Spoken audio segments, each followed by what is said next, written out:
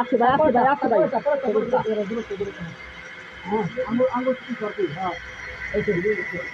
সাভারে পূর্বশত্রুতার জের ধরে বিশ্ববিদ্যালয়ের এক ছাত্রকে টেটাবিদ্ধ করা হয়েছে। রোববার উপজেলার বেরুলিয়া ইউনিয়নের ভবানীপুর এলাকায় এই ঘটনা ঘটে।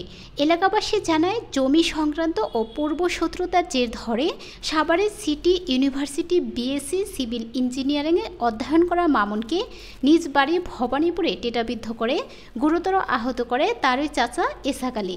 এ সময় মামুনের লোকজনও এসাক আলীর ভাই জসিমকেও মারধর করেন। পরে আহত মামুনকে দ্রুত উদ্ধার করে চিকিৎসার জন্য সাভারের এনাম মেডিকেল কলেজ অ্যান্ড হাসপাতালে ভর্তি করা হয়। এই ঘটনার পর থেকে এসাক আলী পলাতক রয়েছে।